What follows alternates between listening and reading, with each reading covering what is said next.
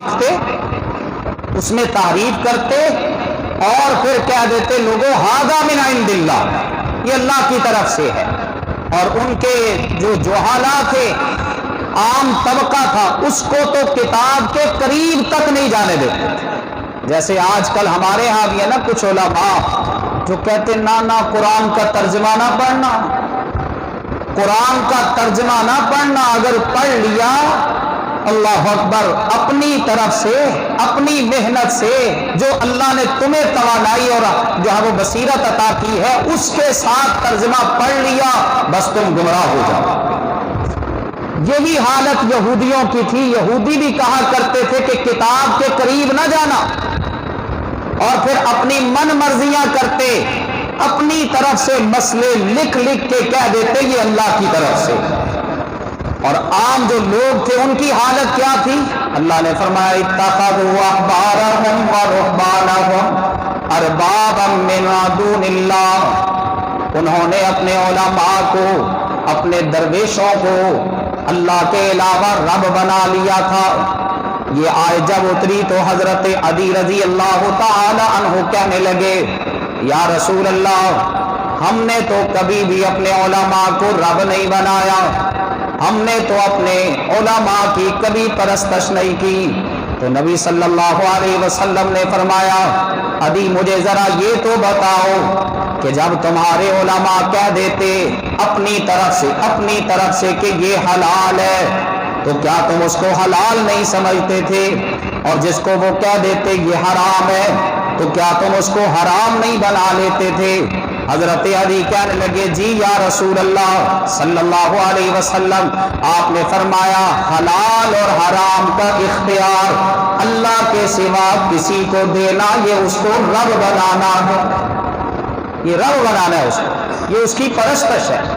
اور اسی طرح عیسائیت کا بھی یہی حال تھا۔ اللہ نے قرآن پاک میں فرمایا قالت النصارى المسیح ابن مریم، دیکھا دیکھی یہود کے دیکھا دیکھی عیسائی بھی کہنے لگے، نصارہ بھی کہنے لگے قالت النصارى المسیح ابن اللہ، لوگوں مسیح اللہ کا بیٹا ہے۔ بلکہ اس سے بھی آگے نکلے، انہوں نے تو کہا تھا نا عزیر اللہ کا بیٹا ہے، ان کے ایک طبقے نے کہا عیسیٰ اللہ کا بیٹا ہے، اور ایک طبقہ اس سے بھی آگے نکلا۔ اللہ فرماتے لقد کفر الذین قالوا ان اللہ هو المسیح ابن مریم، کافر ہو گئے وہ لوگ جنہوں نے یہ کہا ان اللہ، بے شک اللہ، یقینا اللہ، هو المسیح ابن مریم، وہ مریم کا بیٹا عیسیٰ ہے۔ یہاں تک وہ پہنچ گیا، اور پھر تثلیث کا کسی نے عقیدہ رکھا کہ نہیں، اللہ فرماتے لقد کفر الذین قالوا ان اللہ ثالث ثلاثہ، کافر ہو گئے وہ لوگ جنہوں نے کہا اللہ تین میں سے تیسرا ہے، اللہ تین میں سے تیسرا، ایک ہمارا معبود عیسیٰ ہے، ایک ہمارا معبود مریم ہے، اور بعض کے قول کے مطابق ایک ہمارا معبود روح القدس ہے، اور کہتے کہ ایک ہمارا معبود اللہ۔ یہ تین کے وہ قائل تھے۔ تو اللہ فرماتے ہیں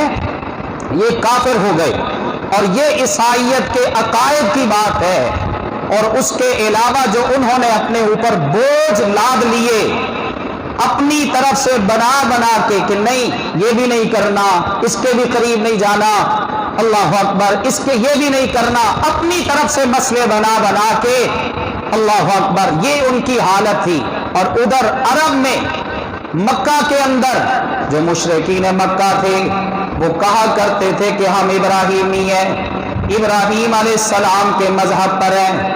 لیکن حالت کیا تھی کہ انہوں نے معبود بنا لیے تھے، لات کو اپنا معبود بنا لیا، منات کو اپنا معبود بنا لیا، عزا کو اپنا معبود بنا لیا، اور پھر ود کو اپنا معبود بنا لیا، سوا کو اپنا معبود بنا لیا، یغوث یعوق نصر کو اپنا معبود بنا لیا، حبل کو اپنا معبود بنا لیا۔ اس طرح انہوں نے علیحدہ علیحدہ اپنے معبود بنا لیے، بت بنا کے، اللہ کے نیک بندوں کی مورتیاں بنا کے۔ جب یہ اللہ کے نیک بندے فوت ہوئے نا تو لوگ ان کی قبروں کے پاس جاتے، جیسے آج کل ہماری حالت نہیں۔ کیوں جاتے ہو درباروں پر؟ کیوں جا کے وہاں پہ اللہ اکبر یہ ساری خرافات کا کہتے جی اللہ کا قرب حاصل کرنے کا، وہاں جا کے ہمیں اللہ ملتا ہے، اللہ کے نیک بندوں کے ذریعے ہمیں اللہ کا قرب حاصل ہوتا ہے۔ یہی وہ کہا کرتے تھے پہلے آغاز میں کہ یہ اللہ کے نیک بندے بڑے ہی نیک تھے، ان کی یاد جب ہم کرتے ہیں نا ان کی قبروں پر جا کے تو ہمیں اللہ یاد آتا ہے۔ اور اللہ نے قرآن پاک میں یہ بات ارشاد فرمایا ما نعبدوہم الا لیقربونا الی اللہ زلفا۔ جب نبی صلی اللہ علیہ وسلم ان کو دعوت دیتے کہ لوگوں ان بتوں کی پوجا نہ کرو، یہ جو تم نے مورتیاں بنا لی ہیں، یہ جو تم نے تصویریں بنا لی ہیں، ان کی عبادت نہ کرو، تو وہ آگے سے کہتے ما نعبدوہم، ہم ان کی عبادت تو نہیں کرتے۔ جیسے آج کل جواب ہوتا ہے نا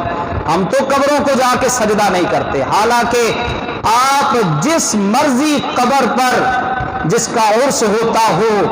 اللہ اکبر، جس کی طرف سفر کیا جاتا ہو، جس مرضی قبر کو اٹھا کے دیکھ لے، لوگ وہاں پہ جا کے سجدے ضرور کرتے ہیں، لوگ ان کے سامنے جا کے سجدے ضرور کرتے ہیں۔ تو وہ بھی یہ کہا کرتے تھے ما